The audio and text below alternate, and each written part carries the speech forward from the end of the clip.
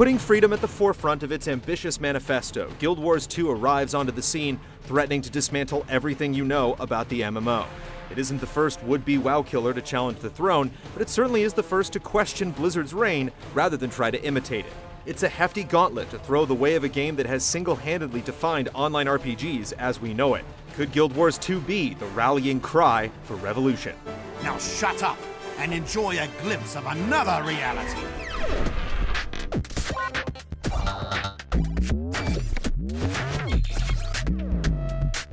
It's nice to see that you're enthusiastic.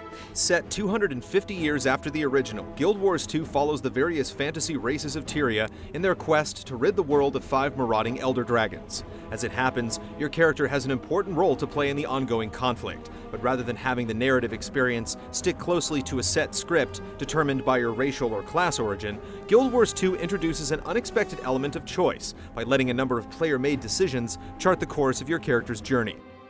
You did what? The game makes a big fuss of your so-called personal story, and it definitely comes through as a substantial part of the experience. At the outset, answering a series of trivia questions casts the mold for your avatar's basic motivations and character traits, while decisions made during later stages of the game directly impact how you evolve from there.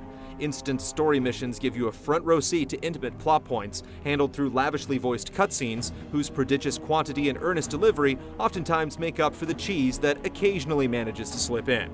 At any rate, it's easy to appreciate what the game is reaching for with its elevated take on the text box. You're likely to be interested in more than just what awaits at the quest reward screen. And with a number of interestingly wrought paths to explore, there's plenty to draw players back in for another stab at destiny. Now you've angered them. They were already angry.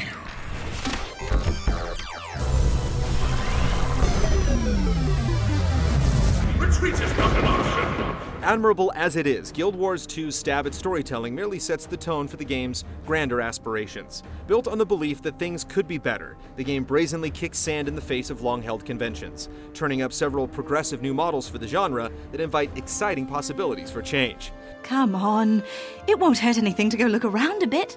However, you wouldn't know it, at least at first, with a brief glance at the game's classes. With familiar fantasy archetypes like the warrior, ranger, and thief, their names will roll off the tongues of the most savvy MMO veterans. What sets them apart has less to do with what they are than what they're capable of. That is to say, a little bit of everything at any given time. Guild Wars 2's controversial spin on the classic tank, healer, and damage dealer trinity would have you believe that it shouldn't exist at all, rejecting established notions of party roles and prescribed playstyles. Specking out the talent tree-like traits informs the ability to heal or hit harder when needed, but the responsibility to do so is shared and not segregated.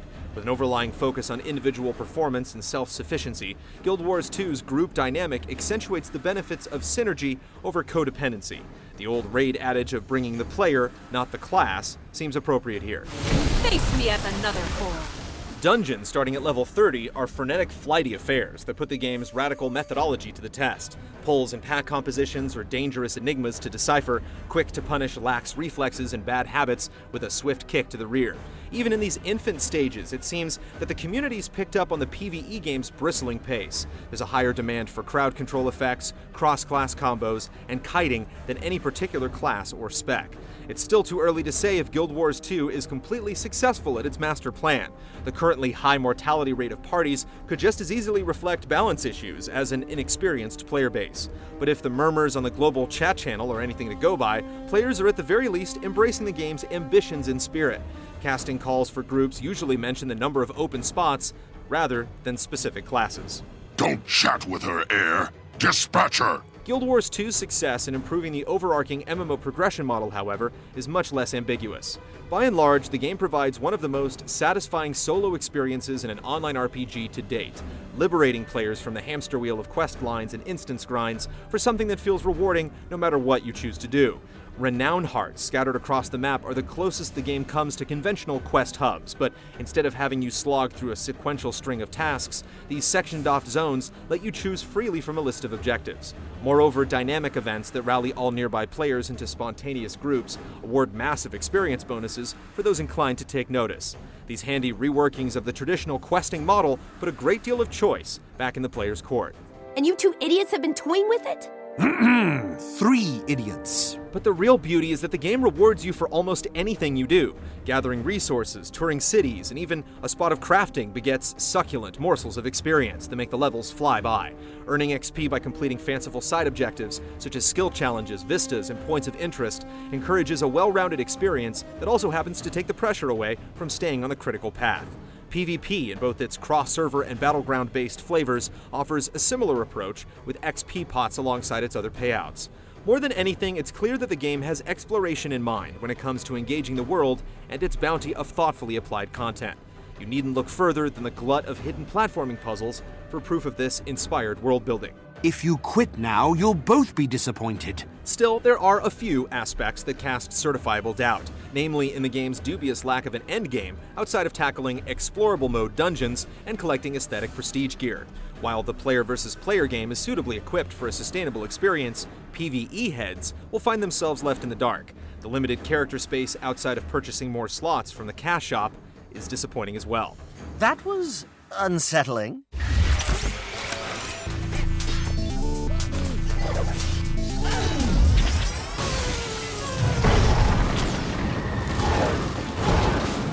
Guild Wars 2's unmaking of the tried and true reverberates in its stripped-down take on combat, which focuses heavily on action and adaptability. The curious addition of dodge rolls highlights the importance of mobility and damage mitigation, no matter what profession you choose. The game takes it further by highlighting skill management and battlefield awareness in lieu of abstract resources and numbers and bars going up and down on your screen. Help me. Skills are tied to each class's available weapon types. Staves bring a loadout of area of effect abilities, for instance, while daggers and swords primarily push for close quarters, single target damage. With these weapon skills only occupying 5 slots on your bar, it can all seem overly simplistic at first, but with the ability to switch to a secondary weapon set, as well as furnish a complementary set of utility skills, Guild Wars 2's combat game quickly reveals its depth. So-called optimal specs are a secondary concern. It's more about being perfectly in tune with your particular playstyle. It's an intriguing setup that bears a bit of resemblance with Terra's cartwheel happy pace, though the element of liquid party compositions adds another stratum of thought to the mix. Fights feel like continual exercises in survival and efficiency, and there's rarely a moment where you feel like you could take a breather, especially in a protracted boss battle. Compared to the stationary nature of most other MMOs, Guild Wars 2's highly mobile encounters are refreshing in comparison. That's the spirit that'll win this war.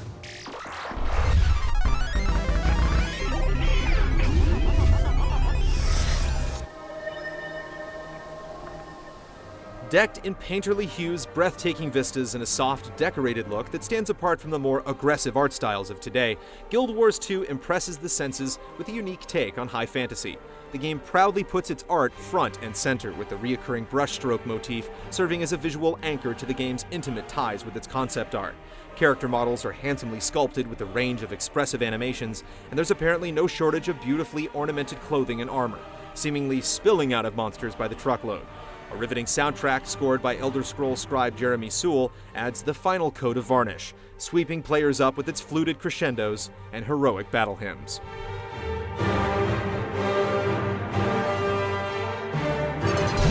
Your spirit is strong. Do not underestimate yourself. For all its rampant innovations, Guild Wars 2 is most successful at proving that there's always another way. The level of imagination, inspiration, and variety on display sets a high standard for other games to come. And with a payment model a good deal more generous than the majority of its competition, it puts to question just what other developers can get away with. While it's difficult to say if we'll look back on Guild Wars 2 as the game that finally did World of Warcraft in, we'd be surprised if the future of MMOs doesn't look a bit more like this. The process is already started. You can't stop progress.